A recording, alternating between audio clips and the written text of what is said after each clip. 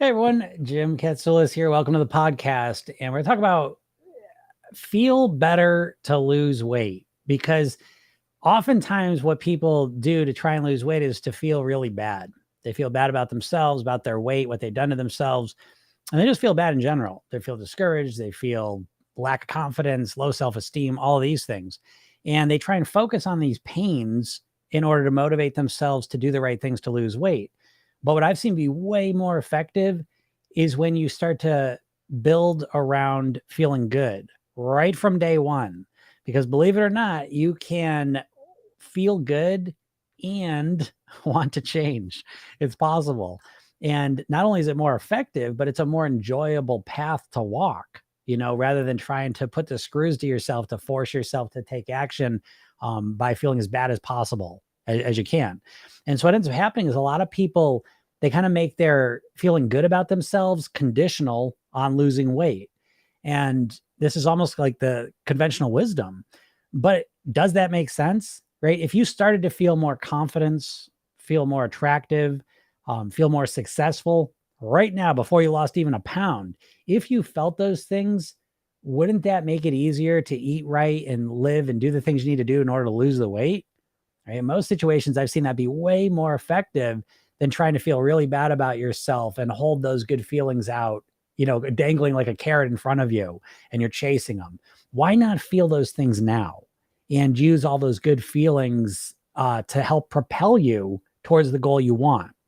And so the next question we'll say, okay, I'll buy into that, but how do I feel good? How can I feel successful or feel confident in my body now? I'm overweight, And it's important to understand that the feelings you feel are generated by subconscious mental processes that you're running. Okay. They're usually not dictated by reality. Most of the time we're up in our head thinking about things and they're causing us to feel a certain way. So how do you be overweight and haven't gotten none of your success and still feel successful? Okay. Well, it's all about how you look at things. And again, this is what I help people with. Program Yourself Thin. We work on mastering your mindset, how you're thinking, how you're framing things subconsciously. So how do you feel successful before you've lost a pound? Well, you focus on what you're doing. You can focus on the fact that you made a good food decision yesterday. You could focus on the fact that you're starting to take this more seriously and that now you're going to do this. And so there's when we choose to feel a certain way, we can manifest that feeling. And I don't even want to use the word manifest because I don't want to get a law of attraction stuff. What I'm talking about is literally, if you want to feel successful right now, you can feel successful based on how you're thinking about things. And you can take little things you did, zoom into them, blow them up, and you can start to feel successful. Okay. So much of what we feel is dependent on how we're viewing things. And so if you want to feel more attractive before you've even lost a pound, you can start to feel more attractive. Put an outfit on that makes you feel good. Move around a little bit, eat something healthy, and you'll probably feel more attractive. So again, it's not rocket science. Now, again, I'm not saying that you won't feel more successful when you start losing the weight, that you won't feel more attractive when you start going towards the goal of how you want to look. Those are absolutely true, but they're not mutually exclusive. You can start to feel those things now and use them to feel better, which starts to diminish emotional eating and starts to make you feel better about yourself. Right. So that's a helpful, these emotions, these positive, good emotions help you achieve your goal because they help you feel better about yourself. And what I see a lot of people doing is they won't allow themselves to feel good about themselves until they get to that goal. But at what point? Because it doesn't work. I've seen so many people that have lost the weight and gotten their goal, and they don't automatically all of a sudden feel all this wonderful stuff. You need to practice thinking in a way so that you feel the emotions you want. And you might as well start practicing that right now. Okay. So that it helps you get to your weight loss goal. And then when you get to your weight loss goal, you're now very good at feeling all the positive emotions that keep you at your weight loss goal. Right. That's what I'm talking about. So don't wall off all the positive, wonderful emotions. Don't put them at the finish line. Put them at the starting line so that you can start to feel them now and propel you towards your goal. Right? It's way more effective. It's way more enjoyable. So start focusing on that now. If anyone has any questions, feel free to ask them. I would love to help you out. Nadja, look at that. You helped me lose 11 pounds in 5 weeks. Thank you. I love you. Oh, you're welcome. That's awesome. Keep it up. That's really great. That's a sweet spot, right? 2 pounds a week is kind of ideal. 1 to 2 pounds a week is great. And hopefully you've done it in a way that is comfortable. that works for you. But that's super. Um, Again, weight loss doesn't have to be this miserable thing. It's like, it's so funny. I mean, I get on here every day talking about the mindset of weight loss, and here it is. It's, if we take the process out of it, most people think about the process of losing weight as dieting, right? But it's much more about really looking at, how amazing it feels, not just losing weight, but how you do it, And so when you lose weight in a comfortable, enjoyable way, right? Let's imagine that's possible for a second. This becomes one of the most enjoyable things you can do in your life, because it's not just about how you look, it's about how you feel. It's about how your body's operating. It's eventually probably about how long you're going to live, you know? Yeah, no, I just says it's very comfortable. I love this. That's super. Yeah, I walked 19,000 steps today. I feel amazing. That's great. That's great. There's a lot of steps. Okay. So be careful that, sometimes, again, this is what I always say, as opposed to the all or nothing mentality that most dieters have, is you really want to develop an all or something mindset. Okay. And what that means is, great, you're in it now, right? I mean, walking 19,000 steps, that's a lot. That's great. So you're kind of in an all mode. Super. And so what you want to realize, though, is that, at some point in the future, I'm not saying it's to bum you out, so don't take it this way, but at some point in the future, you may not want to walk 19,000 steps. Yeah. Okay. Right. So, okay, usually 9,000, now it's 19. So, again, we want to, I always do this thing with my hands, right? So most people are kind of all or nothing, and they're usually nothing, right? Then they get inspired and they do all, and they do the all for a couple of days or a couple of weeks, and then they go back to being nothing.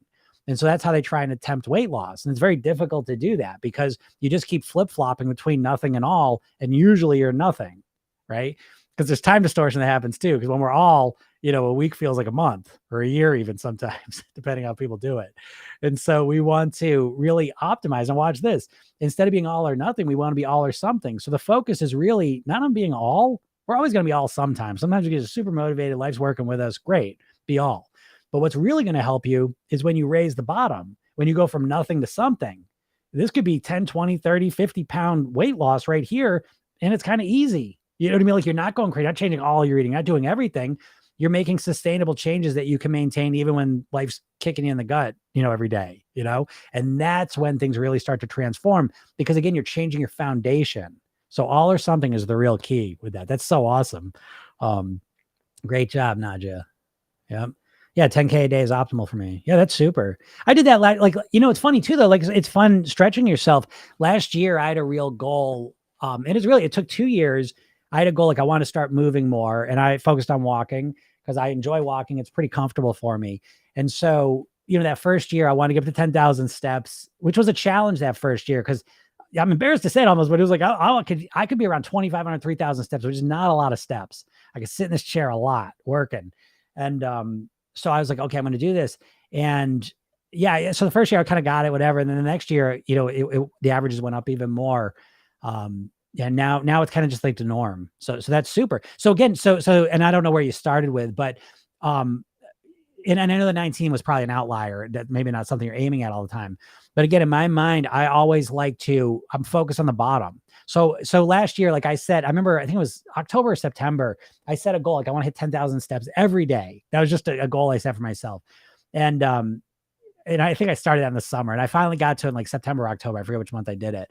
But it was cool, but I did it just to kind of raise my bottom. So it's like, okay, getting this base number is the core thing. And so now where I'm at is, if I'm at 7 to 10, I'm happy with that. Okay. But I'm not worried about shooting over that. It's cool when I do, and I like that, but I'm really more focused on the minimum piece. So anyways, great job, Nadia. That's so super. And that's the key thing, is you're doing it now, and you're kind of listening to me. So hopefully you're using this approach. It's really focusing on the simple little shifts and changes you can make. Again, I always say this is the opposite of how most people approach weight loss. Most people subconsciously want the hardest plan. They want it to be a fight. They want it to be a challenge. They want it to be difficult, because in their mind, they associate the harder it is with the faster the weight loss is going to happen, And so they're looking for the most difficult thing. And so you almost have to fight that. It's that dieting mindset. And so we really want to optimize to the easiest things. Oh, thanks for the roses. We want to optimize to the easiest thing, which is so anti-diet mindset, right? Because again, the easiest stuff is going to be slower. Okay. But again, what's fast and what's slow? To lose 10 pounds, in 2 weeks and then put it back on, compared to losing a pound a week for a year, which one's faster? right? So we want to reframe that idea. But great job. That's awesome. What's up, Doriana? How's it going? Vicky, what's up? The all or something was one of my biggest lessons from you. I'm glad. Yeah, I love the all or something. That it really is such a game changer compared to the all or nothing thing, which is where most people are at because of the dieting mindset. TikToker, I go long periods of time of not eating, but when I do eat, I have a hard time stopping. Well, listen, one affects the other, so you really have to look at your weight loss in a holistic sense. And that's probably one of the biggest subconscious mistakes people make. It goes right with the all or nothing thing, is that we just look at, I always like to say, like, where the problem shows up is usually not where it's created. So I get that the most common strategical thing that people mistake people make, and how they come to me with it. They say, listen, everything's going great. I'm not eating, breakfast and lunch are great. And then everything's falling apart in the afternoon and night. Well, I don't know what the problem. I have to stop eating it in the afternoon and night. So what are you eating for breakfast and lunch? Nothing. What do you want to do for lunch, dinner and afternoon? you got to eat at some point. And so that dieting mindset of, like not eating and restricting, and then you can't control the eating. Well, you can't, the problem isn't I can't stop myself from eating. The problem is that you're getting yourself so hungry that you lose control of your eating. Does that make sense? Because again, the solution is not that you're going to have some magical willpower where you never eat. Do you know what I mean? Like, that doesn't exist at that point. So what we want to do is we want to start to think holistically. And when the problem shows up, we want to go back in time and say, where did this start from? And when it comes to, like, again, getting overeating, the binging, the number one cause of the binging is usually over restricting, and so instead of restricting too much, start eating more strategically, and so I always say to people, when you wake up every day, when you wake up, your willpower is up here and your hunger's down here typically. And it kind of goes like this throughout the day. And so what people do, breakfast, fuck breakfast. I'm not going to eat it. I'll skip those calories. Lunch, screw that. Oh, now they start getting the afternoon, right? And now the hunger is up here and the willpower is down here. And now they can't do that. And now, like, oh, I got to eat something. Now they eat, and now they way overeat. And then it just goes on like that, So, and once you get like that hunger mode activated, it's like, it's hard to turn it off. So what I do, and again, this flies in the face of the dieting mindset where you just want to, again, you associate the hungrier I am, the better my weight loss. And I think a key part of mastering your weight is mastering your hunger. You shouldn't be hungry all the time in order to master your weight. Now, you will be a little hungry, okay, because you're eating less than you'd used to. So there will be a slight hunger, but that's all it should be, is a slight hunger, okay? Anything that exceeds that, you're doing something wrong usually, and it's going to be unsustainable. And so there's a lot of ways to reduce your hunger without adding a lot of calories. I refer you to volumetrics, calorie density of food. Learn about that. That's your secret weapon. Fiber, low calorie density of foods. This is your secret weapon to decreasing your hunger and decreasing the calories, which is the holy grail, right? I mean, that's what, if you weren't hungry, that's what the whole Ozempic thing is, right? The semaglutide stuff is it reduces your appetite and the food noise, Well, what does that naturally? When you're put food in your body, that doesn't have a lot of calories in it and that genuinely nourishes you. There's other ways to do it without doing that shit.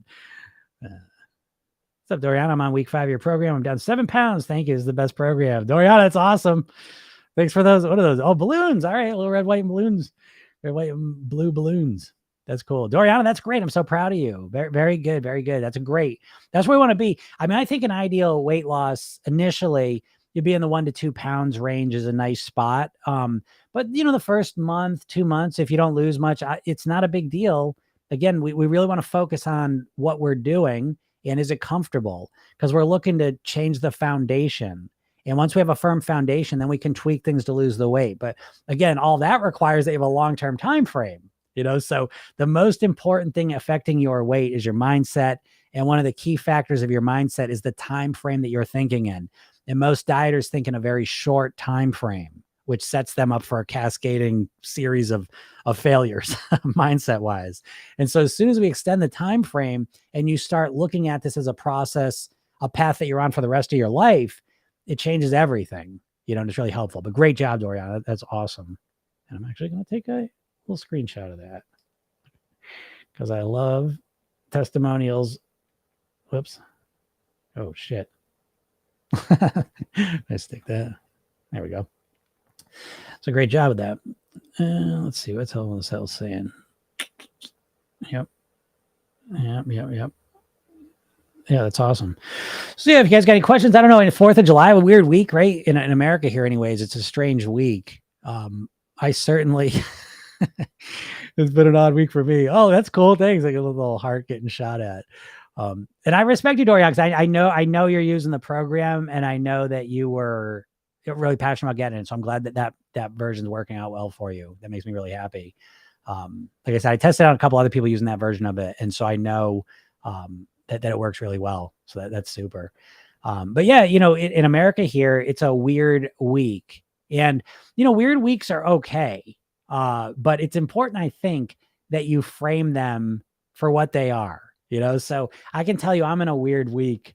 I'm in a weird week because like Tuesday was the holiday. And so Monday I was like, oh, I guess I'll work because it's not a holiday, but I didn't really work. And then Tuesday came along and I was like, oh, barbecue. So it's like eating weird. And then now it's Wednesday and I feel like the Monday. So it's like mindset wise, it's a weird space to be in. And I would expect that it's probably something like that for you. Just weird. And I think it's important to understand that anytime it's weird, right? Like life's weird. I think it's important to recognize that uses up cognitive energy. You'll be a little bit depleted, even if it's good, right? I mean, it's been a great week for me. I slept a lot. It's been awesome, but it's still, I'm out of my autopilot mode, and we're meant to be in autopilot mode. So as soon as we're out of autopilot mode, it takes more energy and it can be a little more tiring, and that can lead to, weird eating patterns. So again, it's important just to kind of frame it and see it as such. Jill Tastic, do you use tools like intermittent fasting or OMAD? I do use intermittent fasting. Technically, again, I've never really got an answer. Vicky, if you're here, I know you're an expert at this. Would it be considered intermittent fasting to not eat, say, 6 or 7 to 7 or 8? So what's that, 13 hours or so? Is 13 hours considered intermittent fasting? I keep meaning to look this up and I don't know. So I know you're an expert, Vicky, if you're still here. So anyways, is that count? That's my intermittent fasting. However, and I always like to make this disclaimer, that I kind of backed in intermittent fasting 30 years ago. It wasn't called that. And I didn't think of it as fasting. I do now. I call it nighttime fasting because, again, I'm not sure exactly what the definition of intermittent is. But so I think that it's great. I love it. But I say I backed into it for a very important reason. I see a lot of people struggling with intermittent fasting. And I think the main reason is they're just like most Americans, maybe most people, I don't know, but they just jump into it, like just jump into perfection. And I find this is such a big problem with most diets in general. This idea that, today's Sunday and tomorrow's Monday, and I'm a completely different person who acts completely different, eats completely different. And I'm going to be that way until I lose the weight. And there's no room for improvement or growth or learning or development, or practice. And so I like intermittent fasting as I use it. But I worked up to it. You know what I mean? I used to eat right until I went to bed. And so I kept moving that time frame up earlier and earlier, but now here I am 30 years. I never, again, every night I stop eating 6, 7 o'clock. I wait till the next morning. And I love that. It feels great. I think it's very natural and normal to give your body a break. Digestion is a huge use of energy, in your body. And so to eat right up till sleeping time was, I thought I was a shitty sleeper. Okay. Yeah. Time restricted eating. Okay. Yeah. Yes. I had a feeling about that. Okay. Thank you, Vicky. I appreciate you writing that. So yeah. So I guess I do time restricted eating. Again, what's that 3 hours do? I'm sure there's some medical thing it probably does. But what I would say is, again, work your way up to it. I find that the big problem is people try to just jump into it. They can do it for a day or two and then they can't do it. And then they feel like, oh, I blew it, and that's kind of the diet in a nutshell anyways, but apply to intermittent fasting. So I think it's helpful to work your way up to it. And just like anything else, dieting, we tend to do too much all at once. And I find it's a lot easier just to do a little bit, get good at it, then do more. Like you do everything else in life, right? You systematically get better, as opposed to weight loss, which is the one thing where we just jump in and be perfect and expect that, which is the weirdest. So yeah. And then OMAD, if that works for you, cool. That does not work for me and would not, which brings me to one of my core rules that there's no right or wrong. There's only what works for you. Okay. Please take that to heart. OMAD's fine. If it works for you, cool. If you hate it and you despise it, then it's not cool. Don't do it. There's other ways. Those are just strategies. Those are tactics to reduce calories. Okay. So there's a lot of ways to reduce calories. It's not just that one. Okay. So again, when you look at your weight loss thing, dieters have a tendency to just look at the process and say, I don't give a shit what I got to do. I just want to lose weight. I'll do the most extreme thing. I don't care. And I think that's a huge mistake. I think you really ought to bounce that process off of how you feel about it. And if you despise doing it and you dread it and you hate it, then I would suggest that you find something else, because you're not going to do it for long. And so I think that how you feel, no, don't get me wrong. I mean, when you do something new, it takes some effort. It doesn't just feel like a glove right off the bat. But I think it's important to kind of have a sensitivity to, how do I feel about this? If you absolutely dread it, I would just skip it. If it's something like, this is kind of hard, this is a little bit of a challenge, well, that's okay. That's normal. So get a sense for that and then adjust accordingly. All right. Yep. Doriana says, I was struggling for a long time, and I definitely think this is the best way to work with mindset. Oh yeah, sure. Yeah, my program, I mean, I just got to say, I don't see, I can't even, I don't even think of a second place program that deals with mindset. I don't even know. Can someone, if you can, do you know about another weight loss program that deals with mindset? You know, like actually giving you a thin mindset and helping you develop it. You know, you can say Noom with some of their psychological stuff, but like my program, it's a hypnosis session every morning for 5 minutes with a weight loss mantra. Each one's different for 8 weeks. At night, there's a 10-minute session with another core weight loss mantra. Install it. I show you how to use this process to program your subconscious mind so you think and act like a thin person. I give you a workbook that you fill out. It's a 60-page workbook so that you have a mindset, lifestyle, and eating blueprint that's customized to you so you can live like a thin person. I work with you twice a week, in person to coach you. There's a 25 session hypnosis library, there's trainings at the wazoo. So it's like, I don't know. Like, again, I'm not trying to be conceited or like I'm the only person on the planet who thinks about weight loss, but I do think that I don't even see a program that touches your mindset, so if there is any ones, that please let me know. So yeah. There's always donuts at my work. That sucks. That's hard. But, listen, that sucks on one hand, because it's always a temptation there. But on the other hand, it's a temptation that you can prepare for. Okay. And what that comes down to is, again, Program Yourself Thin is really built around two techniques. It uses a self-hypnotic programming process, and you do the redo technique and the rehearsal technique. So when you have like donuts at work, it's good because it's the same thing all the time. And so you can prepare for it. And what you're doing is you're changing your response to it. And that requires that you learn from your mistake, because you're not going to be perfect right away. So you learn from mistakes and you program in the new ways of thinking, feeling, and behaving in that scenario. And because it's consistent, it's relatively easy to program in new behaviors into it when you know what you're doing. And so without getting too complicated with the process, it's basically saying, how do I want to respond to those donuts? Right? What's the best, I'm assuming your name's not rhythm, but if it is, what's the best rhythm? Who's the best version of me? How does the best version of me respond in that situation when there's donuts at work? Because you never ask that question, right? You're always asking the question, what's wrong with me? Why do I keep eating the donuts? Why do I keep eating those donuts? Why I want to lose weight and I keep messing up. And you keep thinking about why you keep doing the wrong thing. So you need to change that question. You need to change that mental programming into, how do I want to act around those donuts? How do I want to think and feel about those donuts? And then you reinforce that into yourself. So it's not rocket science. It's pretty simple, but no one ever talks about it. But yeah, you can have control over those donuts. Definitely. I think when we go extreme, there's maybe a false expectation the weight will fall off versus over time. Jill, I think you're 1,000% right. I think that's very true. And listen, it's not your fault. I mean, if you think about it, if you take a step back, all of us in our lives, we have been a steady diet of bullshit from the diet marketing. I mean, we have seen millions of diet ads, all of us, right? I mean, it's everywhere, and it's all our lives. And every single diet ad, right? Every single one, no matter what the diet is or the philosophy is about it, every one of them is promising fast weight loss, right? That's why I always say most dieters think in terms of days, weeks, and months. And when you want to get into weight mastery, you have to start thinking in terms of months, years, and decades, and forever, right? That's a big difference. But you've got to get over that time frame glitch, because it really is. I always say, like, the dieter's mindset is like a Russian nesting doll of concepts. And the outermost one is that it's a temporary thing. I'm going to diet until I lose the weight. And as soon as you think of it as a temporary thing, the next thought becomes, okay, well, let's get it over as quick as possible. And then the next question becomes, well, let's do the most extreme things. That's going to be the fastest results.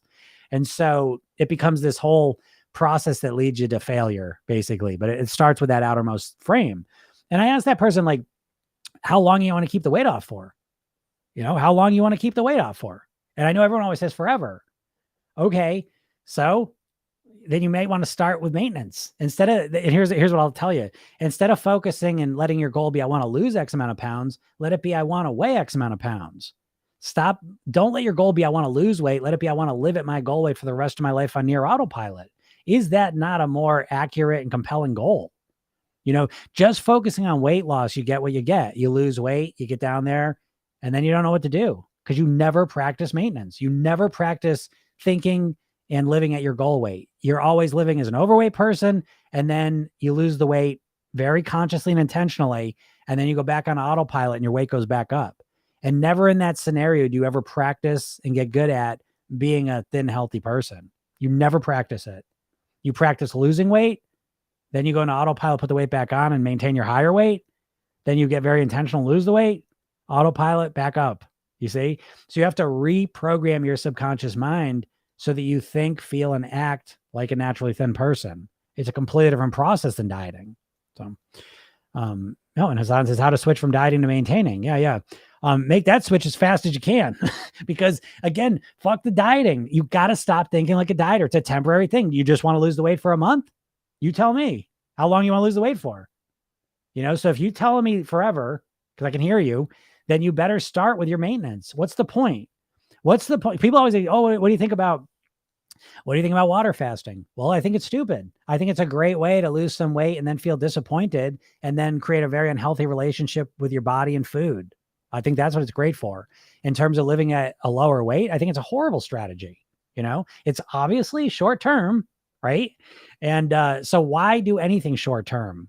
Like I optimize all of my behaviors towards long-term success. And so here I am, I dropped 50 pounds and I've been the same weight for 30 years. I had one little blip 12 years ago, but it's been the same weight. And I anticipate myself living at the same weight for the next 100 years because I love living this way because I've created a plan that's built around me. So I love it. And so I started with maintenance in mind.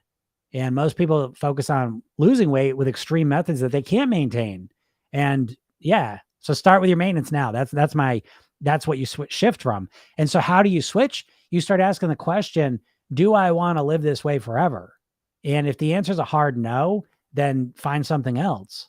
Tough shit. I didn't say it was going to be easy necessarily, but what's the point of doing something extreme for a little while? It seems like that is, I know it is. The most destructive thing that can happen to you on your weight loss journey is not when you try something and it doesn't work.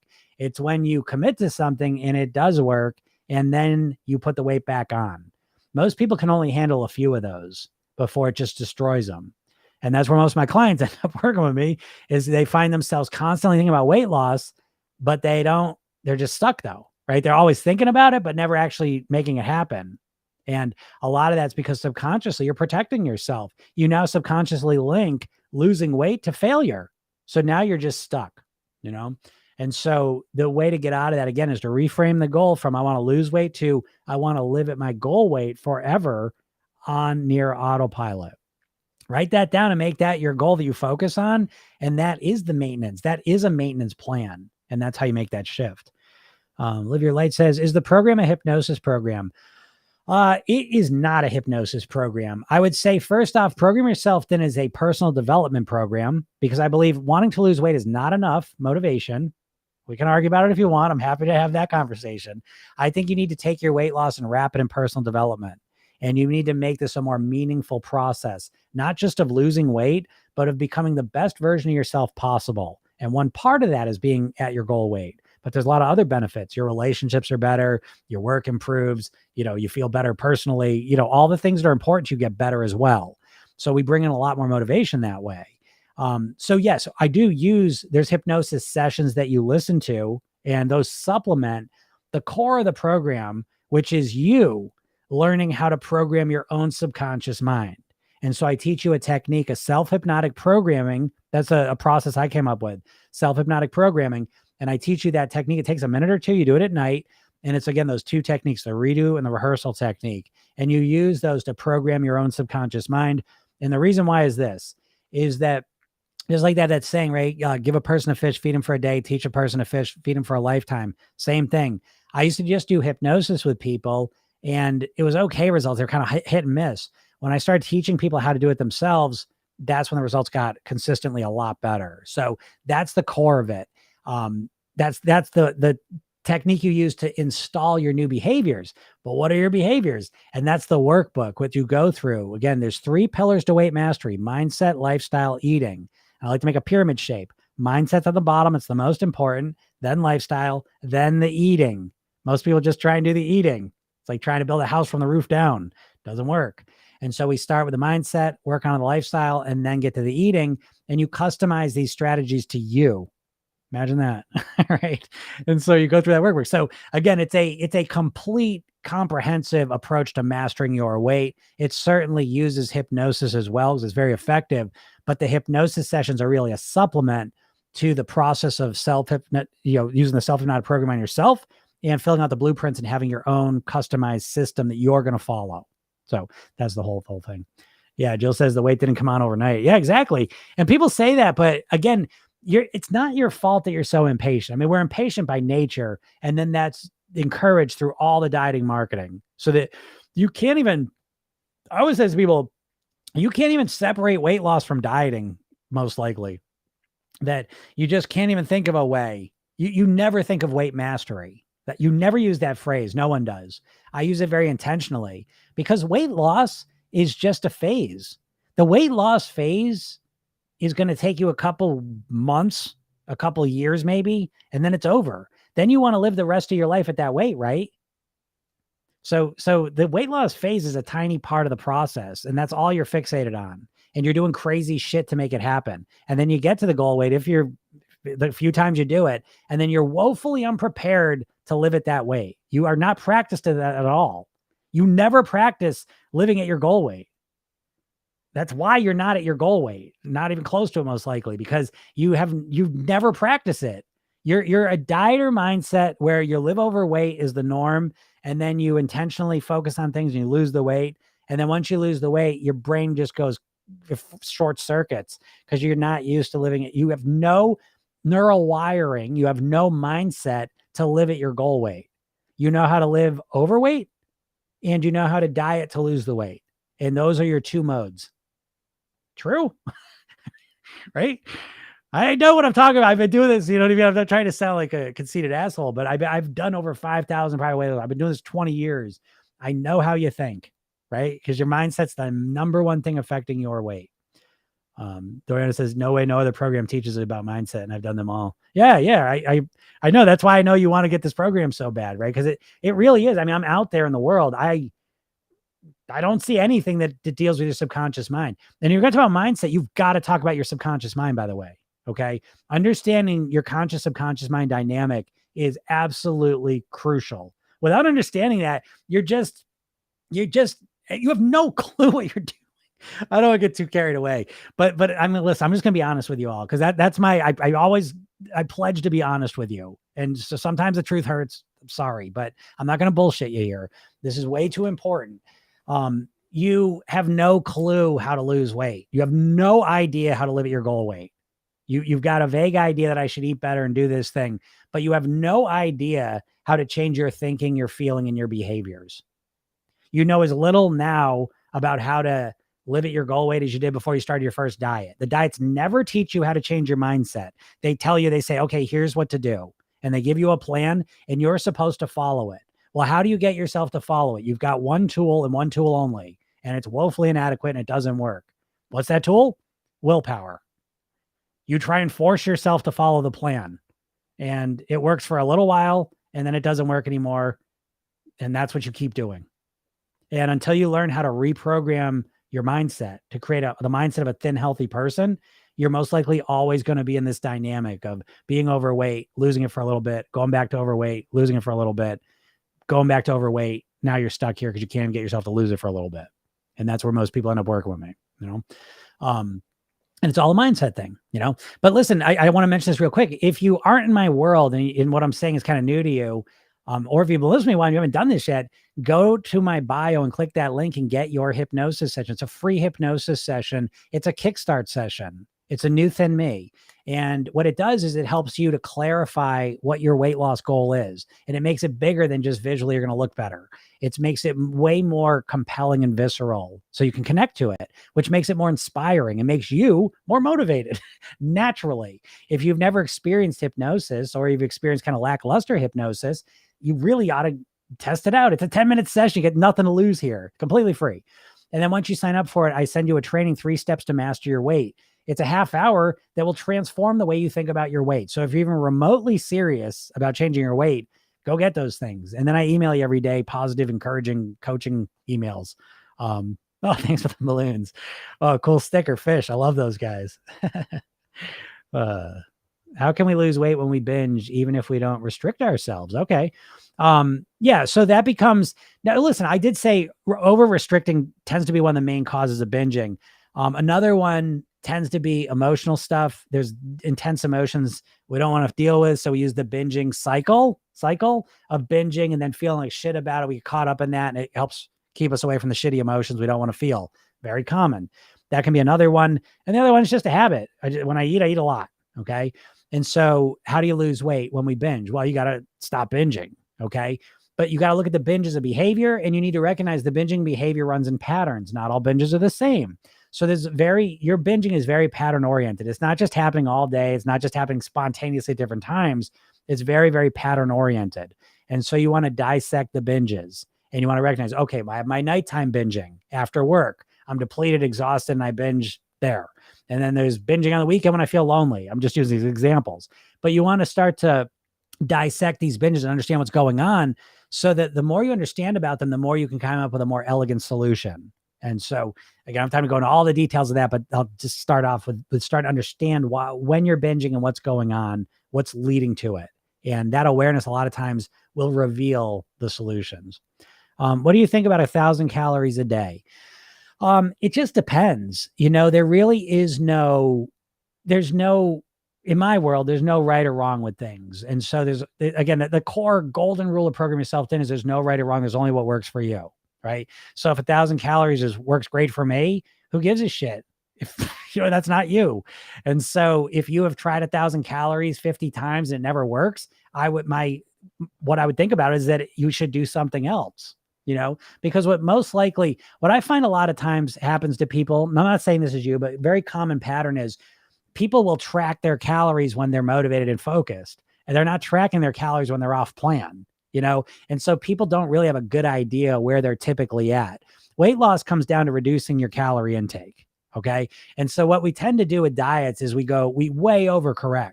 It was very normal. It's starting to change a little bit now, but it was very normal for most diets. You start them and you're cutting 50, 60% of your calories out on day one, and you're supposed to maintain that cut until you reach your goal weight.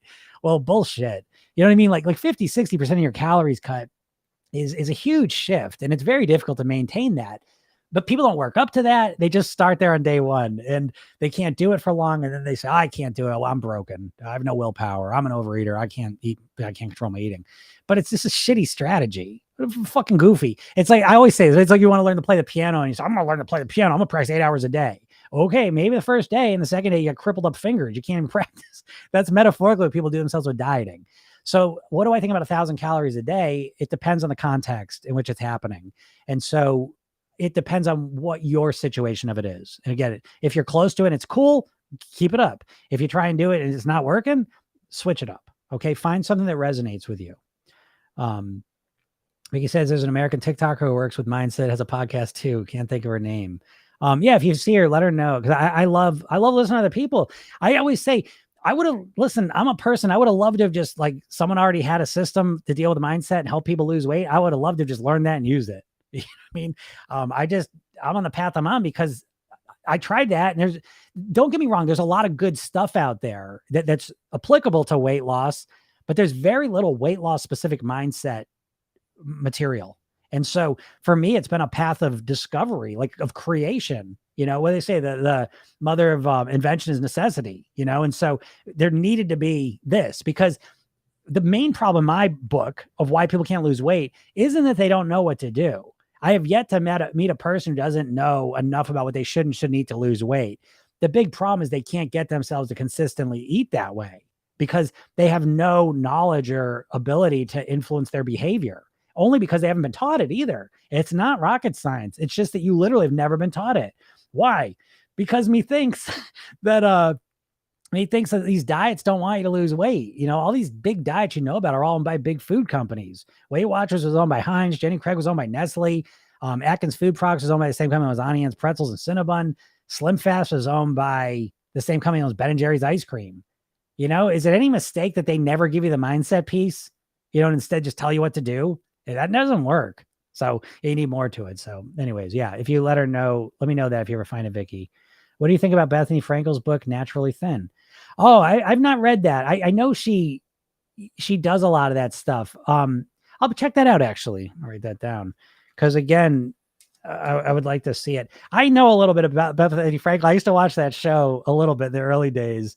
I would say I'm not going to wait to judge it. But what I will say is, and I just want to write this down. Naturally Thin. I'm going to check that out. You might be on the right path, because what I like to do, the core of everything I do at Program Yourself Thin is role modeling. I found people that were successfully had lost weight and kept it off. What are you doing? You know what I mean? What's the mindset? How are you thinking about things? You know, the inner workings of how you created that shift, which was very, very eye-opening. And so Bethany, I'm going to imagine she's good at that. Like, you can see how she's thinking. And so I think that would be valuable. I think one of the things that I bring to the table, it's very unique, is that I don't just sit here and tell you, well, I kind of do in the podcast because I'm not working with you, but I feel like what I do with my clients and people in my program is that I help them get from point A to point B, because information does not equal behavior, right? So I always use this example that if you know everything there is to know about writing, right? You can write with your hand. You can write a sentence, a paragraph, a whole bunch of pages if you wanted to. So you know everything there is to write with your hand, but you can't do it with the other hand, right? So that information does not translate and be able to do it with the other hand. It takes practice and put into neurology. And so the process of being able to do something it's not enough just to be told what to do. There needs to be some kind of process that helps you assimilate and internalize that information and turn it into behavior. That's why I think Program Yourself Thin is so powerful and so unique. I've never seen anything close to this. This isn't even hypnosis, folks. It's self-hypnotic programming, where you are using a hypnotic process, which just means using your imagination. Don't let that word confuse you. To install and influence your subconscious mind to think, feel, and behave the way you want it to. And so I think that's what makes it so unique.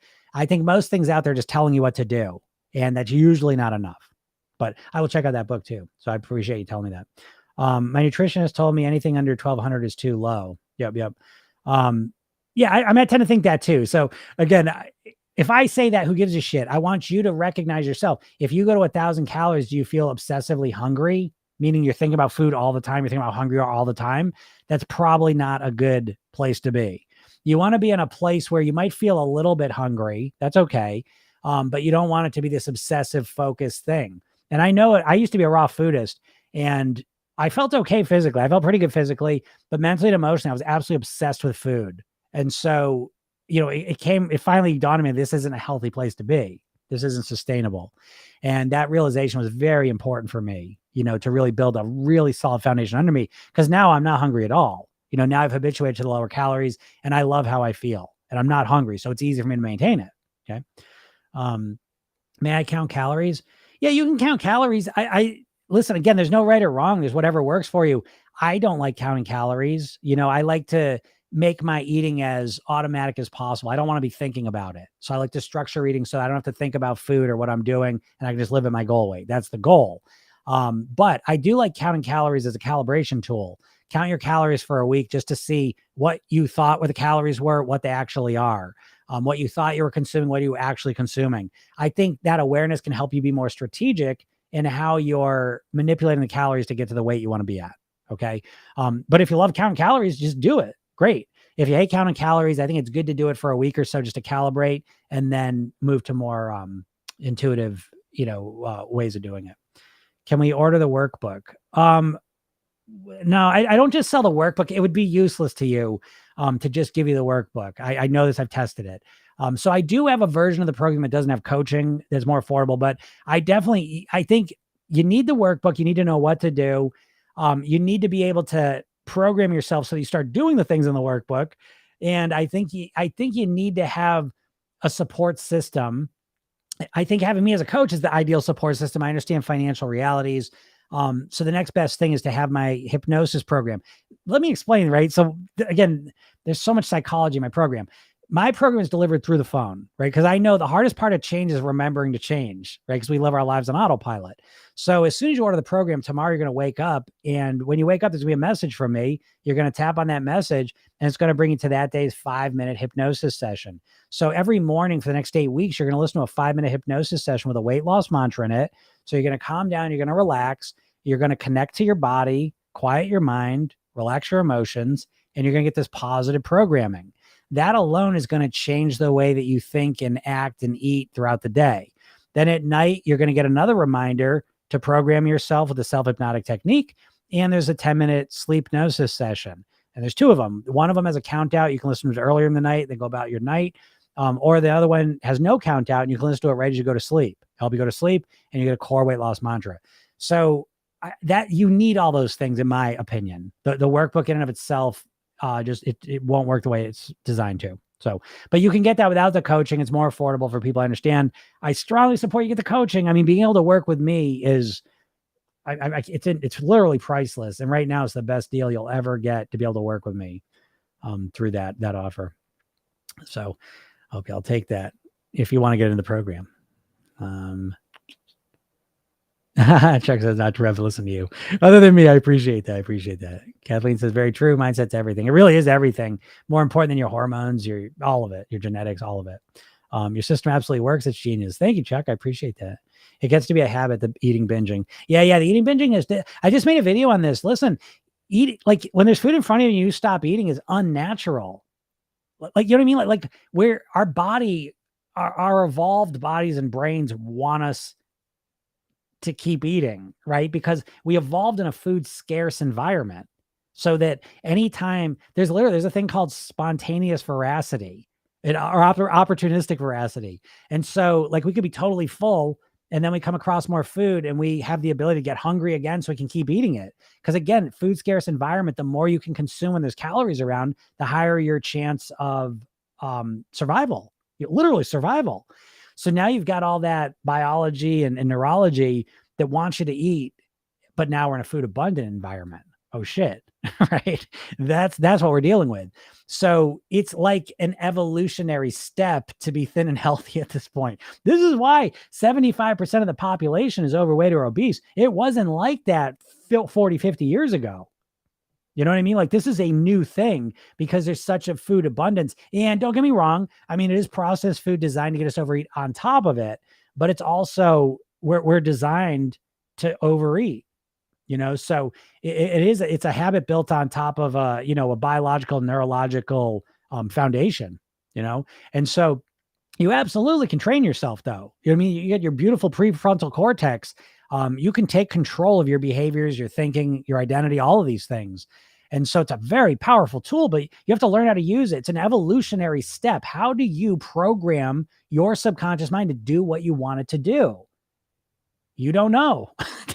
I'm not being I'm not trying to gatekeep here. I'm telling you, you have a conscious mind and a subconscious mind. Your conscious mind is the part of you that's logical and rational. It's the part of you that wants you to lose weight, knows why you should lose weight, knows what you should do to lose weight, tries to get you to do it. That's where your willpower is. That's about 10% of your brain. The rest of your brain is the other 90%. And a big part of that's your subconscious mind that you can program. You can influence it. This is the part of your mind that does all your habitual thoughts, feelings, and behaviors. And what you do when you diet is you try to use your conscious mind to fight against your subconscious mind. And in Program Yourself, then we use your conscious mind to reprogram your subconscious mind so that it automatically starts to think, feel, and behave differently. I hope that makes sense, because you're feeling like there's something wrong with you. There's nothing wrong with you. Your strategy is just horseshit of trying to fight against your subconscious. You're going to lose. That's what happens. You get really focused and motivated for a little while. You can keep it up for a little while. And the second you get distracted, bored, tired, sick, and your focus shifts a little bit, what do? You go right back to doing what you always did because you never reprogrammed your subconscious mind. So it just goes back to doing what it always did. And so it's really a process of reprogramming your subconscious mind so you naturally and automatically start to do the things that keep you at your goal weight. As I said, so let me give you an example that you can relate to. Brushing your teeth. That's a behavior you installed in your subconscious mind, and now it runs on autopilot. I mean, you're somewhat aware of it, but mostly you wake up and you just, half sleepwalk to the bathroom. Next thing you know, you're brushing your teeth. You didn't realize it, right? You get ready to go to bed. Before you do it, you make a pit stop and you're brushing your teeth. Then you go to bed, And so you've automated that behavior. Good job. That's using the old noodle, right? That's being strategic and intelligent. But I've got like 7, 8 other habits I've installed beyond that keep me at my goal weight. You do most of the heavy lifting anyways. So I got my subconscious mind working with me as opposed to working against me. And that's the big difference between me and you. That's the big difference. I'll check out your bio. Yeah, smart. I mean, if you're remotely interested in mastering your weight, I wouldn't believe you if you didn't go to my bio, which I don't believe anyways. Don't get mad, but most people don't want to lose weight. Most people wish they'd lose weight. You know what I mean? Like you're in this pattern of just kind of fantasizing about losing weight, but you're not really serious about it. What if your weight gain hormonal? Yeah, Crystal, I get that. And I'm not saying that there aren't hormonal shifts that happen to people that can make it harder. I wouldn't disagree with that. But ultimately at the end of the day, it's your mindset that's the most important thing impacting your weight, more important than genetics or hormones or menopause or diabetes or type 2 insulin resistance. It all comes back to your mindset because that controls your eating, and really the process of the order of operations here is that, it's your thoughts that lead to your feelings, then your feelings lead to your behaviors, and your behaviors lead to your weight. And most people just try and focus on the behaviors and just changing them. But really the secret to mastering your weight, to changing them long-term, is you have to change how you're thinking, which changes how you feel. And then that changes your behaviors and that changes your weight, But yeah, hormonal stuff is real. But at the end of the day, it really is how you're eating and your lifestyle that has the biggest impact on your weight. And I've yet to see a person, PCOS, people lose weight in the right conditions. Type 2 diabetics lose weight. Hashimoto's people can lose weight in the right situations. So I in my life, I have not seen an example of a person who can't lose weight if the calories, are treated appropriately. Again, I'm not saying it's not difficult for people. It is. It's harder and faster and slower for different people based on genetic and hormonal issues and other physical issues. But ultimately, at the end of the day, it comes down to what you're putting in your mouth, how much you're moving, your lifestyle, is the biggest thing. They don't intellectual, but not some kind. Yep. 33 million K. How's it going? Mishicom. All right. The crew back. I got in here Monday. There was like one person on here. Of course, I was only in here for 5 minutes. I thought I was going to work that day. And I was like, maybe not. But we're back to normal. How do I stay easily in a calorie deficit on vacation? Oh, you're not going to like this. But I don't think vacation's a time to be in a calorie deficit. Now, I know the impatience says, well, I got to, but that's not ideally where I want to be. But if you want to be in a calorie deficit on vacation, I don't know. Because I'll tell you why. My experience has been, I always say to people, like, I believe that vacation, holidays, we're doing this. Okay, so I got to back up a little bit. Stay with me for a second. I think, what's your goal weight, right? And so people oftentimes have goal weights that are kind of devoid of meaning. And what I mean by that is that they kind of pick an arbitrary goal number. They say, well, I want to weigh X amount of pounds. And I said, well, why?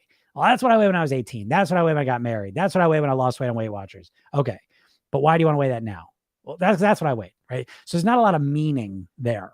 And so we need to understand, this is where all weight mastery starts from, is having a real congruent goal of why you want to weigh that. And so we need to add more meaning to it. So I would suggest that the goal weight you pick is based on the weight that's going to give you the best quality of life. And in order to figure that out, you got to take into account both sides of the equation, which most people don't do. Most people choose their goal weight as if the weight lives in a vacuum. They'll say, I want to be X amount of pounds. Well, it's like, okay, but how do you have to eat and live in order to achieve that weight? Right. So this is a story I always tell, because they won right now they're in first place. They won the award for the craziest goal. And they got on the call, they got a coaching call, and I said, okay, well, so what's your goal weight? And they tell me the number. And I said, okay, when's the last time you weighed that? And they're like, 7th grade. I said, 7th grade, right? And you could tell this is the first time they thought that. They've been saying the number. I think they were almost 40 years old, as a woman. And I could tell that she had been thinking this number for decades. Just, I want to weigh X, blah, blah, blah, blah, blah, blah, just thinking it. And so when I started diving into it, I could see her face because we do Zoom calls, right? And so I could see it when she's saying 7th grade, and then I said, how old were you in 7th grade? She goes, 12, right? And just letting that sit, because it's like, okay, your goal that you've been saying for the last 30 years has been that you want to weigh what you weighed when you were 12 years old in 7th grade, right? You're almost 40-year-old woman. Now, I'm not picking on her because we all do this to some degree, but what I'm saying is that for her at 40 years old to be that weight would take an extreme diet and quality, and lifestyle. And it would be a shitty quality of life, right? I mean, whatever, like, just to put it metaphorically, if you got to eat carrots and drink water in order to maintain your goal weight, why? Why are you picking that weight? You got to wonder, why are you picking it? I'd love to hear your answers. Right? There's no meaning there, right? It's just this arbitrary weight. You just pick this number, but it doesn't mean anything to you. So if it doesn't mean anything to you, there's not much motivation there. Okay. So you want to pick a weight that gives you a good quality of life. And that's taking into account, what am I willing to do to achieve my goal weight? I find a lot of people choose a weight they're not willing to eat or live that way. Well, if that's the case, what are you doing? Why would you pick a weight that you're not willing to accomplish? You're setting yourself up for failure right from the start. So again, we want to pick a weight that gives the best quality of life. Now, that brings us to holidays and vacations. I would suggest that whatever goal weight you pick, it's the weight that gives you the best quality of life so that you can enjoy food. And if you can't enjoy food on a vacation, when are you going to enjoy it? And I'm not saying food is the only thing of enjoyment, but vacations usually I get to enjoy myself. And so me personally, I like to eat what I want on vacation and holidays.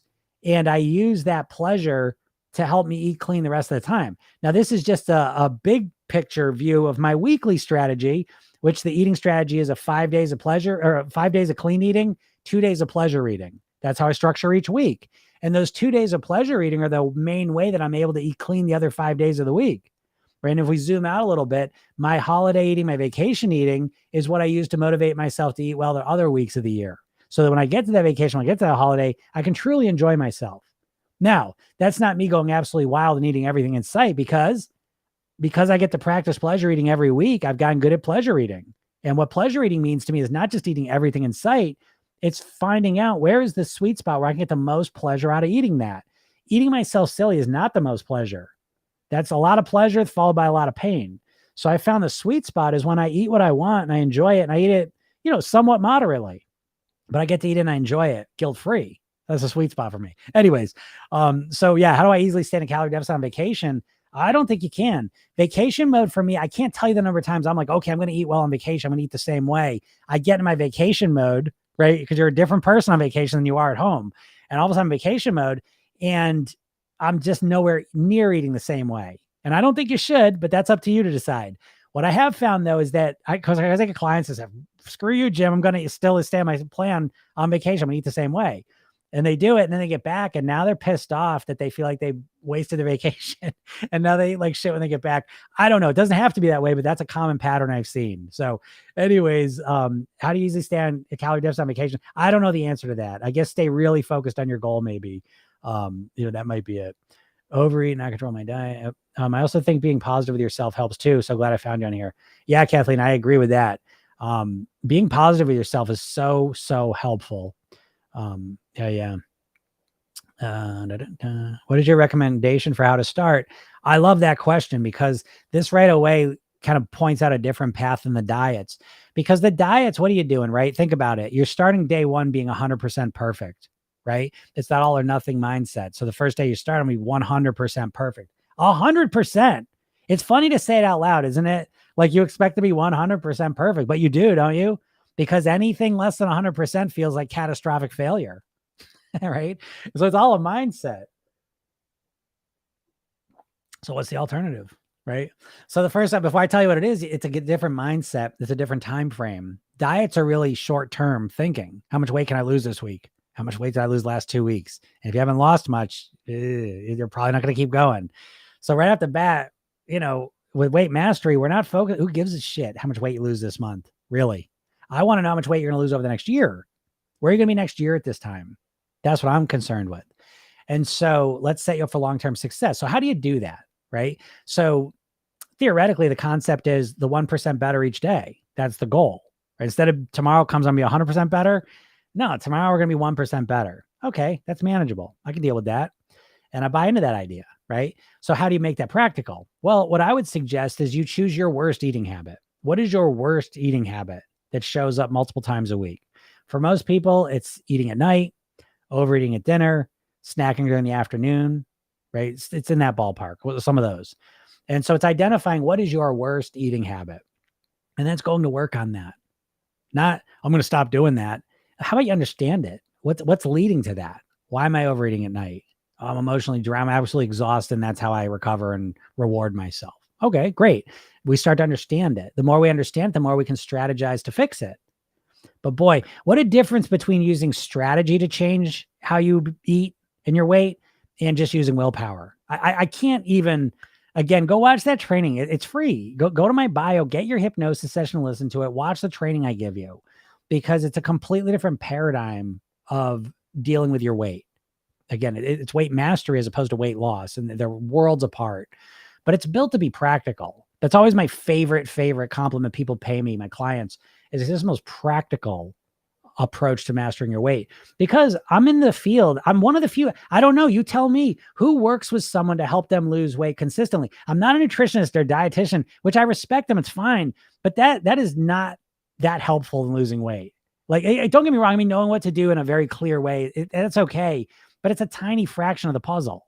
You know what I mean? Like, so it's like, oh, here you go. You know what I mean? Here's the plan. The hard part is, what do you do when you're discouraged? What do you do when you don't think it's going to work? What do you do when you think you're just an overweight person and you're scared of losing weight? You know what I mean? Like, all these subtle things that really affect whether someone's going to stick with it or not. That's what I do. I help people, real people, week in and week out, stay on track. And so I know all the subconscious mindset things. What do you think? You've lost weight before. So why are you overweight now? You know what to do. You've done it before. So why aren't you doing it? Right? Pretty interesting question, isn't it? You know, it's all your mindset, and you don't even understand your mindset, never mind be able to change it. You know, so again, go watch the training. It'll give you a paradigm. It'll give you context, conceptual understanding of how to truly transform yourself into the thin, healthy person you want to be. And you'll instantly realize everything up until this point, and I mean this, the last 20, 30, 40 years that you've been trying to lose weight, you're going to realize, holy shit, I have not thought about it this way, not even once. I haven't once made this my mindset the main focus, because all you're focusing on is tactics. How do I eat? What exercises should I do? And you never think about the mindset piece. You don't. I guarantee you, because there's no mindset stuff out there. I don't know. You'd name me the mindset system.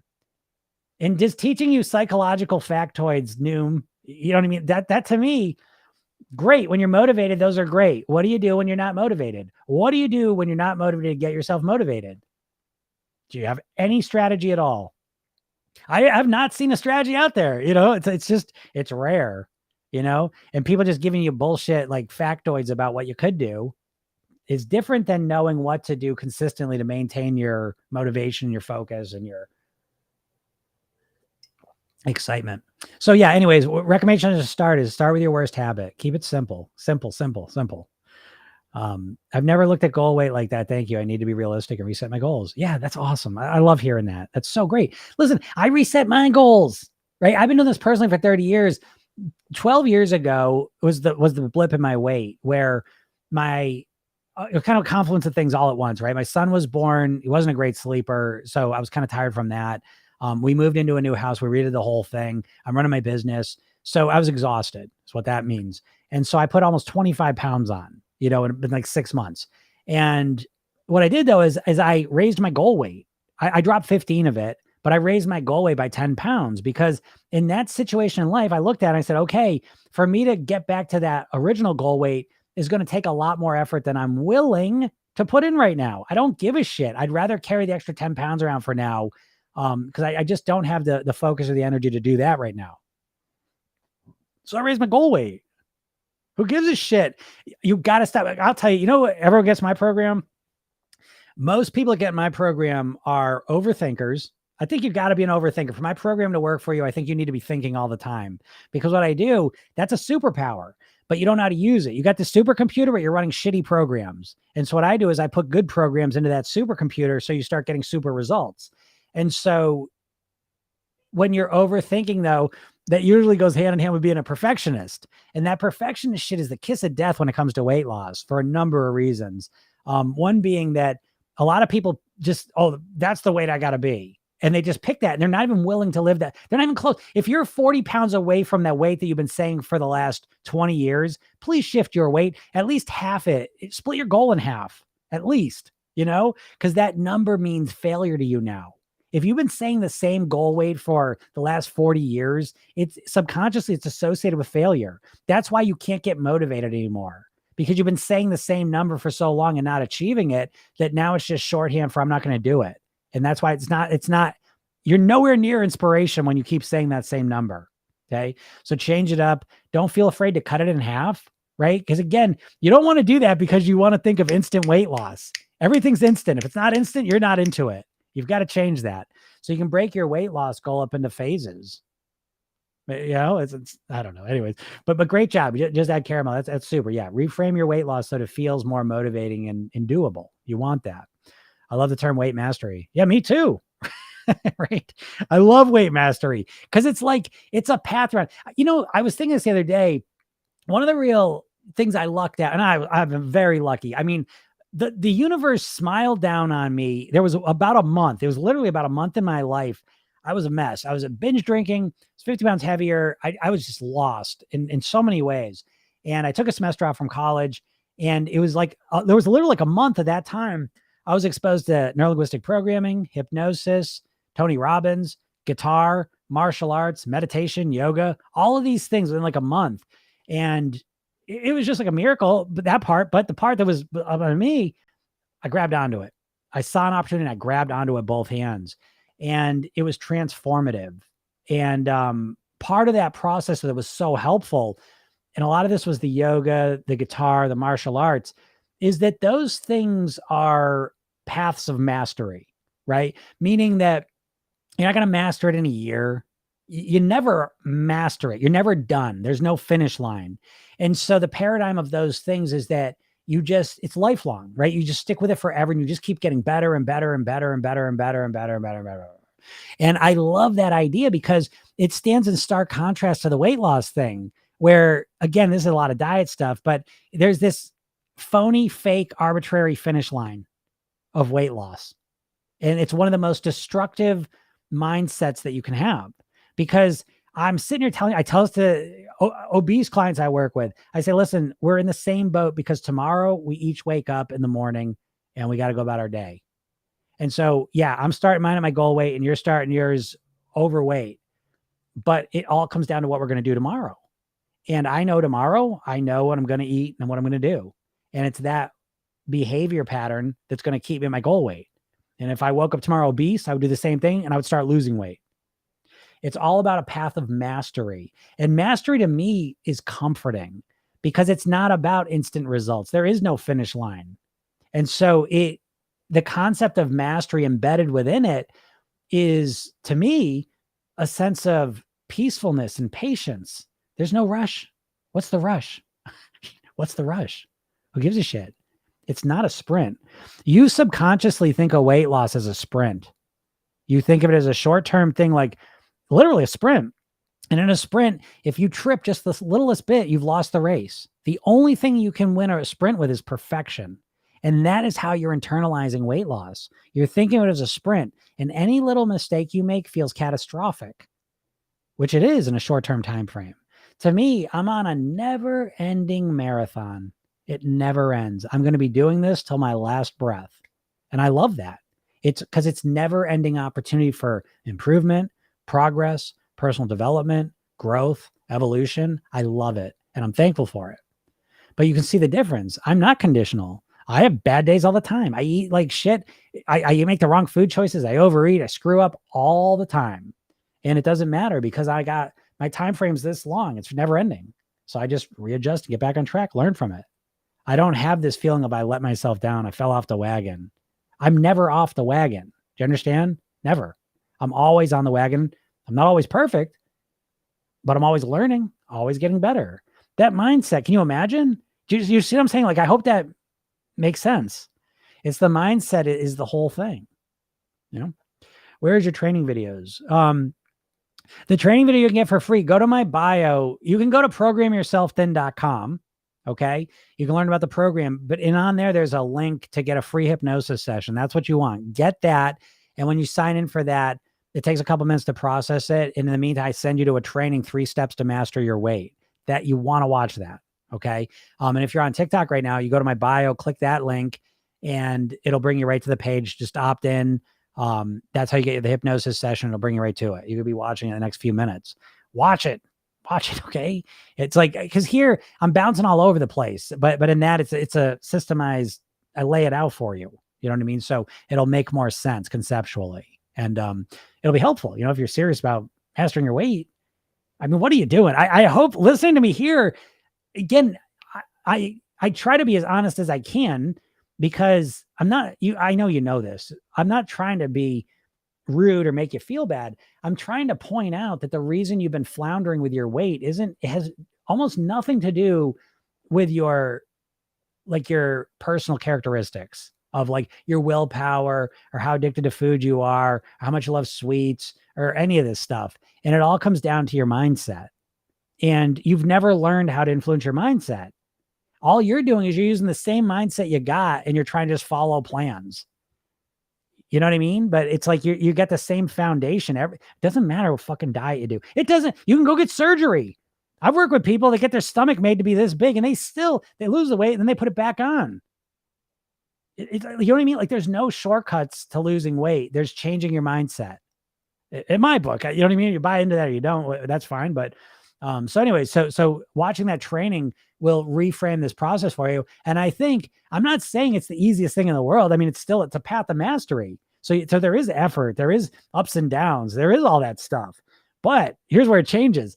It's a path that it makes sense.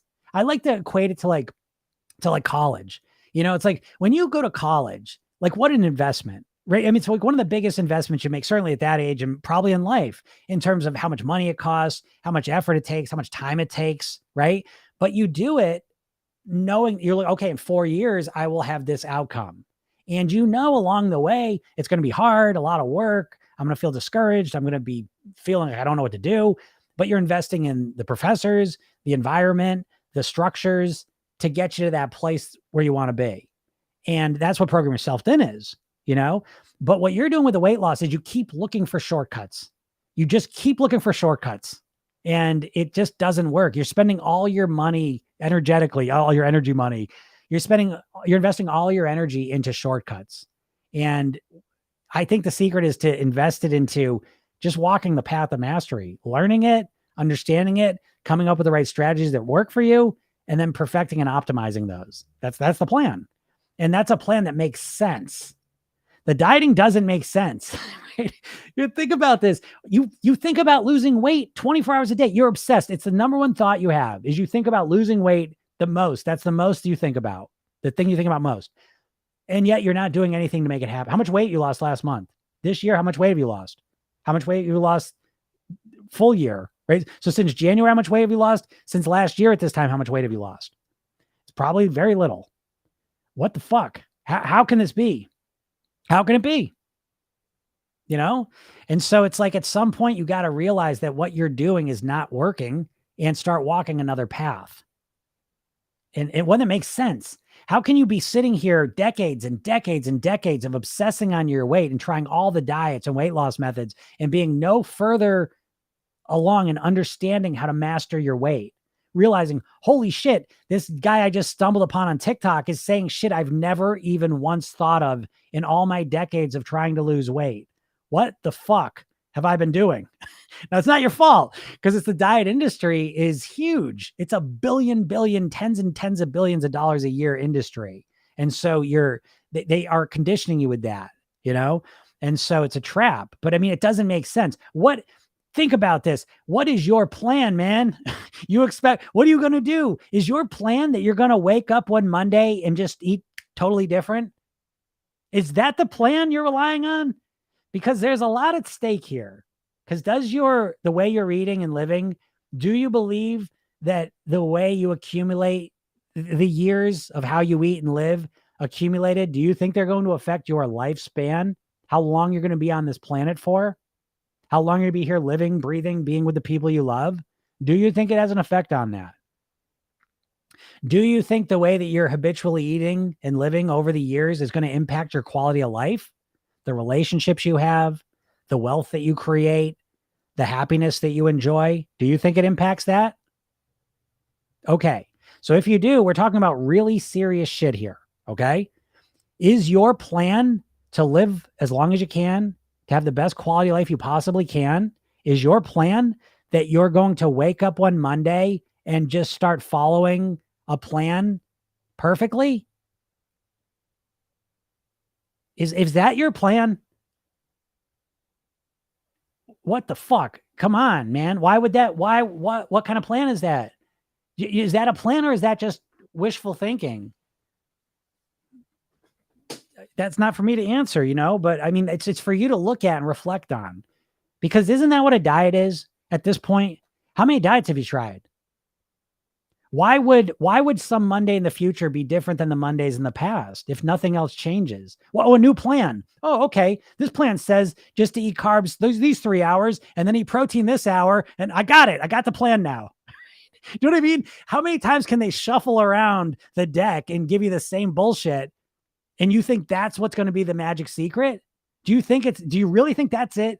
Do you know what I mean? You got to take a step back and look, because again, this is about your lifespan. Do you believe that? I don't know. Some people don't, because we're conditioned to minimize the relationship between how we eat and our weight and our lifespan and quality of life.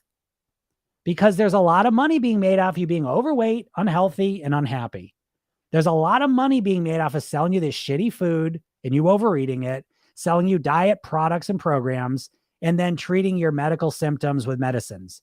That's a huge chunk of the economy. So there's a lot of marketing and conditioning that goes into you to disconnect the weight and the way you're eating and living to your lifespan and quality of life. So here's your opportunity to reflect on it. In my world, the way you're eating and living is directly impacted or directly tied to how long you're going to live. My dad died at 54 of a heart attack. I was 9 years old. So it was a defining experience of my life. So this isn't just about wearing a bathing suit to the beach. This is about living every second you can and having the best quality of life while you're here. And if you're going to base that on some hope that you just magically wake up on a Monday as a different person, you've been warned. I don't know. At one point I was 355. Now I'm 180 for 2 years. Thanks to you, Chuck. That's awesome, man. What a hero. Man, I love the thing I'm most impressed by, the 180 pounds is awesome. But the thing that I am so proud of you for is the 2 years. Okay. That's what I'm talking about, folks. I'm not just talking about fucking losing weight. And notice, can I give you eyes to see, ears to hear the bullshit, the marketing dieting bullshit that you have to wake up to? It's when you hear how much weight they lost and how much time. That's what that's got to be a flag in your head. And you've got to translate that into how long have you kept it off for? And you've got to stop falling. Because I always say, I love when people, like, especially people want to lose weight, are like, well, I can't be hypnotized. Oh yeah? You want to know how to hypnotize a dieter? Right? It was always my favorite one, right? My favorite induction. 100% of the time it works. Because what is hypnosis? It's when you go from your conscious, logical, rational mind to your subconscious imagination, irrational mind. And the fastest way to put a dieter into an irrational state of mind, which isn't a bad thing, by the way, but the fastest way to do that is to say, do you want to know how to lose 20 pounds this week? Because I do have a way to do that. Would you like to know? Do you want me to tell you how to lose 20 pounds this week? Naturally. Easily. Because notice, right? You know there's no way. There's no 20 pounds in a week. No. Okay. Tell me. What is it? It's like that feeling like you want to believe it. You want to believe it, right? That's kind of hypnosis. I don't want to make it seem like a bad thing, but that's where you're at. You're so susceptible to the bullshit. It's not your fault. It's a lifetime of conditioning. But can you feel that in yourself? Do you want me to tell you how to lose 20 pounds in a week? Right? I'm telling you, I'm bullshitting you. There is no way. Start chopping a leg or an arm off, or doing some really extreme thing like draining yourself of liquids and not eating. But it's bullshit. I'm telling you it's bullshit. But would you like me to tell you how to do it? I actually do have a way. I was joking. I do have a way. That party that wants to believe and is like, oh, that's the part you've got to stop that. Okay. This is again, because hypnosis is not just using your subconscious mind. It's using both your conscious mind and your subconscious mind together. Okay. Because the way your mind works, like a cruise ship, your subconscious mind's like the crew of the cruise ship, and the captain's like the conscious mind. And we can't have one or the other. The captain can't say, okay, crew, go screw off. I'm going to do everything. Well, he can't. And the crew can't say, get out of here, captain. We don't need you. You need the captain. So it's a symbiotic relationship. That's what Program Yourself Thin's about. It's about how do you use your conscious mind to program your subconscious mind to do the things you want to do so you can live at your goal weight. That's the secret. So anyways, great job, Chuck. That's so great. So great. That's awesome. It's about control. Yeah, it's great. Can you please write a book? I am working on a book, so I'm starting that officially next week, hopefully. But I got so much stuff for a book. I want to do that. How do you feel about so many people getting the gastric sleeve to combat their weight? Listen, I get it. I'm here to be supportive, and so I don't want people on semaglutide or Ozempics and all those medicines. I don't want them getting gastric sleeves and bypasses, but I understand people get so desperate that they go to that. But I also got the flip side. I've worked with so many people who've gotten the sleeve or the bypass and they put the weight back on. And so finally they say it's a mindset thing. You know what I mean? And I work with them. Sometimes I'll work with people ahead of time that say, I got to lose weight to get the surgery. And I say, okay, I'll work with you, but please, if you start losing the weight, can you at least consider that maybe we could just go this all the way, just do a mindset, So again, I don't want to judge. I'm not here to make anyone feel bad. But I think even with the sleeves, even with the bypass, with the Ozempics, any of this stuff, at the end of the day, you are going to have to change what's in here to get permanent results. Because the sleeve is it's a tool, right? Is shrink your stomach down. And so how do people to get their stomach shrunk down to this size put weight back on, right? Because they almost always lose weight for a little while. But why do a lot of them put the weight back on? Because they just eat all the time now. Do you see what I'm saying? So it's like they because the mindset didn't change, they find a way around a stomach this big, And so again, it just brings you to the point that ultimately it's your mindset that needs to shift in order to live at your lower weight. And it's beyond just these physical, tools. So that's my thought on that. How do you change the mindset for emotional eating? That's a great question, Joe. So here's the first thing is you need to reframe emotional eating. Okay. And what I mean by that is that a lot of times the big mistake a lot of people make with emotional eating is they say, I got to stop emotional eating, wrong. You're doing that for a positive reason. You're emotionally eating for a positive intention. We always do things for positive reasons. So let's just say you had a stressful day and now you're going to sit down with a pint of ice cream to relax. Okay. So we don't want to just get rid of that. We want to realize, what am I emotional eating for? Again, so we're dissecting what are my patterns? You've got different emotional eating patterns you have. And you want to recognize them, because let's just say, okay, I'm eating for relaxation, right? So now the process changes. So instead of saying, I just got to get rid of emotional eating, because what they're doing is they're saying, I'm getting rid of emotional eating, but simultaneously I'm getting rid of my relaxation process. Okay. So now you ate well for a couple of days, but now you're ready to kill someone because you're so tense. So we want to recognize, what am I eating for? Oh, I'm eating for relaxation. Now we can ask the magic question. What are some other ways I can relax that don't involve food? Okay. So now we get some strategies, right? So I can take a hot shower. I can go for a walk. I can, watch a show, read a book, well, whatever it is for you that's relaxing, that doesn't involve food. Now, instead of saying, I got to stop emotional eating, now the conversation becomes, I'm going to go take a hot shower to relax. Now it's easier not to eat the food. I'm not saying it's easy, but it's easier because you're still getting the relaxation, and now you're just getting rid of the food piece. So hope that makes sense, because that's the blueprint for really mastering your weight. Again, this is one of the main things we go through and program yourself in is how to deal with emotions. Because in this society, you've been conditioned to use food as your main emotional management strategy. And so that's a core part of the program is how do you feel the emotions you want to feel and deal with the shitty emotions you don't want to feel without using food. And it's not rocket science. It's pretty simple, but you're just never taught it. You just never get to learn it. Everything you're saying is so flat out true. I've never felt so heard or understood. That makes me so happy. That's why I do this. Stuff like that. It makes me so happy. That I do. I know your mindset better than you. I can articulate it better than you can. Cause I'm on the outside looking in, like I've done over 5,000 private weight loss sessions. I've been obsessed with this stuff for 30 years. I mean, obsessed, you know what I mean? Like 50 books a year, just always improving program yourself in. I've been running program yourself in for almost 20 years. So I'm obsessed with figuring out the best program possible to get people to think, live, and act like naturally thin people. And it all starts with understanding them in the first place. So that makes me so happy. It's so validating for me. Thank you. Yes, please. Right. Or you want to know that thing, right? I want to be hypnotized, right? The thing is, you're already hypnotized. Understand that, folks. When people say, oh, I want to be hypnotized, you get hypnotized all the time. You've been hypnotized to live at the weight you're at. Don't you think it's interesting? Your weight doesn't just keep going up and up and up and up. I mean, everyone doesn't end up at 600 pounds. There's like this subconscious kind of like thermostat controlling your weight, is there not? Because you do everything in your power to lower your weight, but it always stays pretty much in the same ballpark. How's that possible?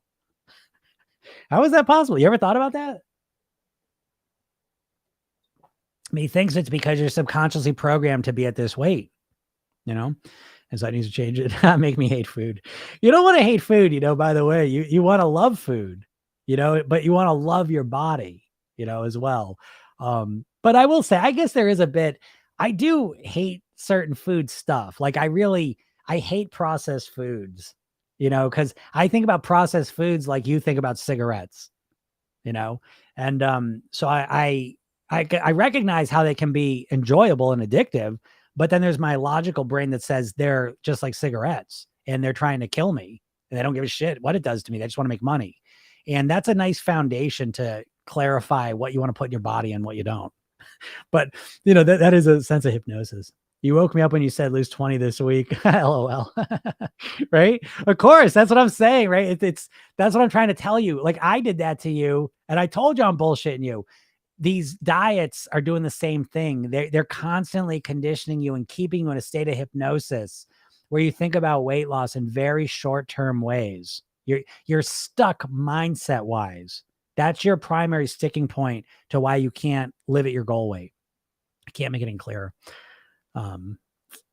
Jill says, random, how do competitive eaters' bodies digest the largest quantity of food consumed, right? That's a good point.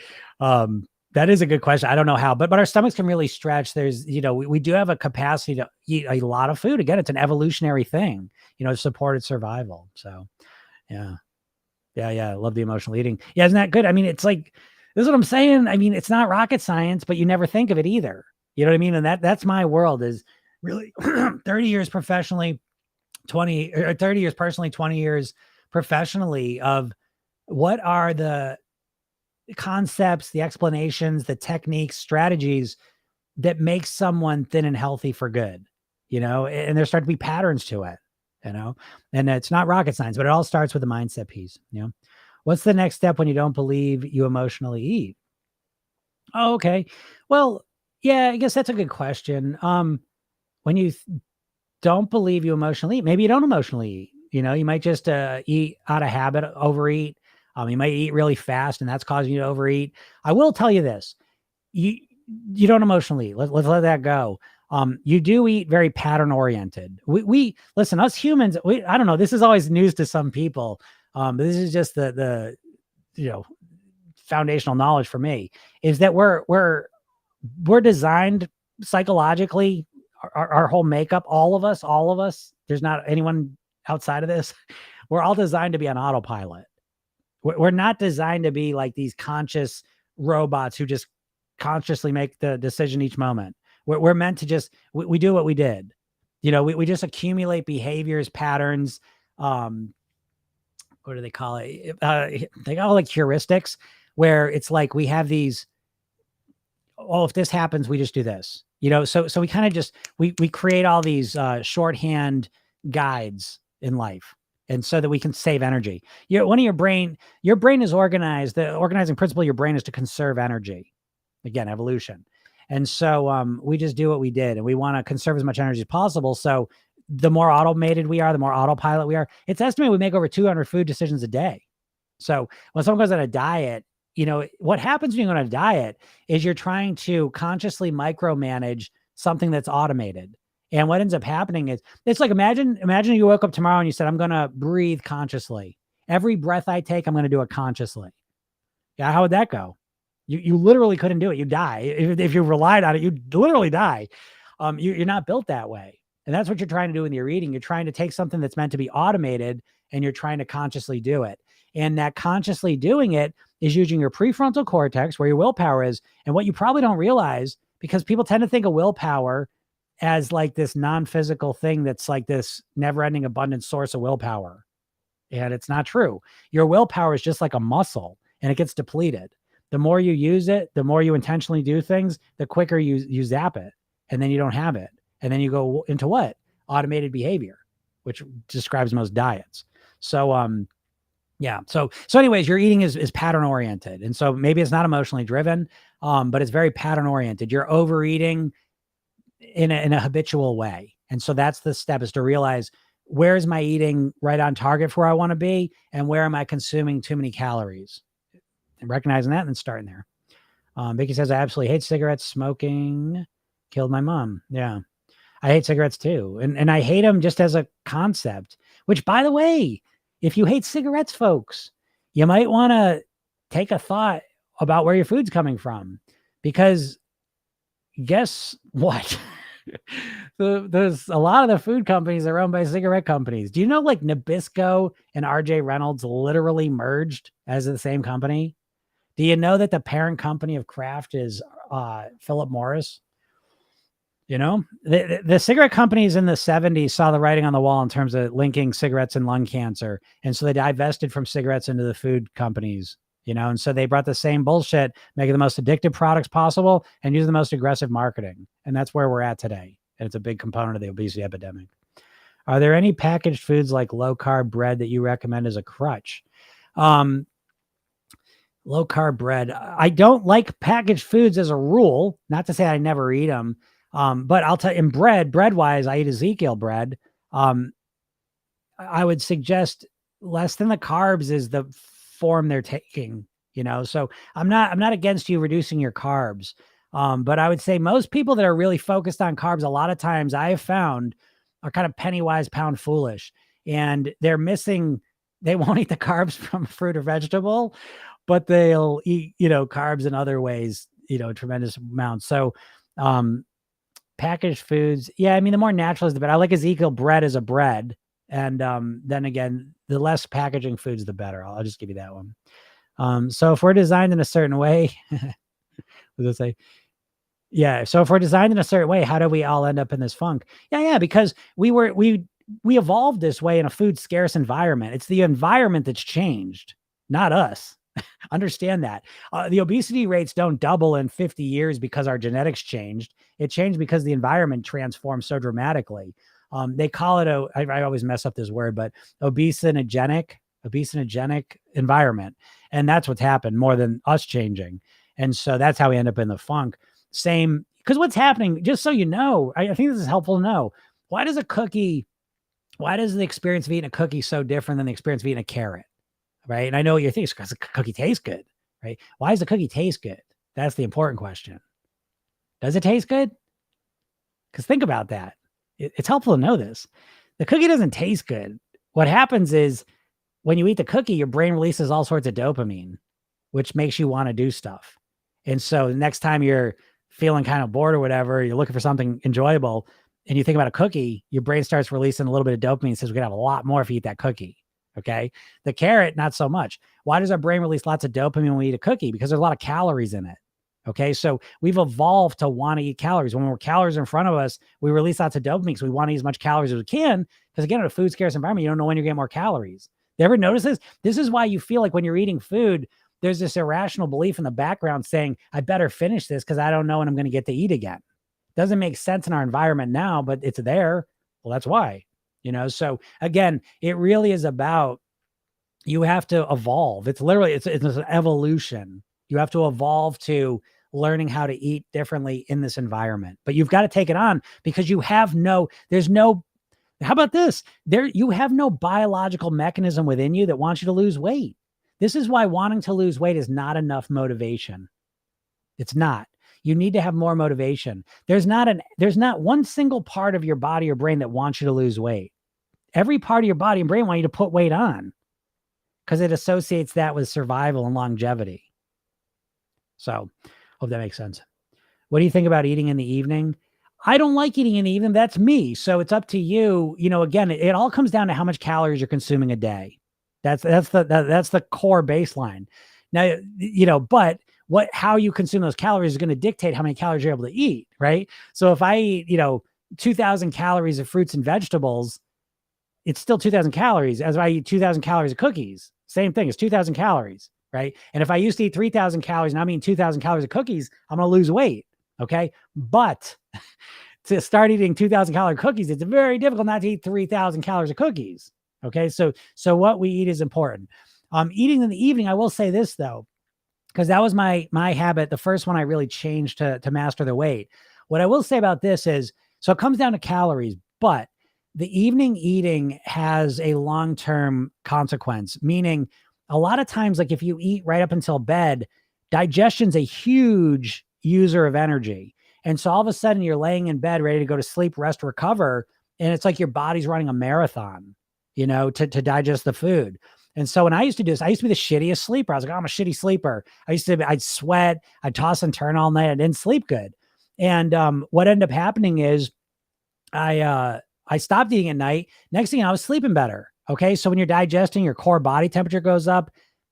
What triggers sleep is your core body temperature drops a degree or two.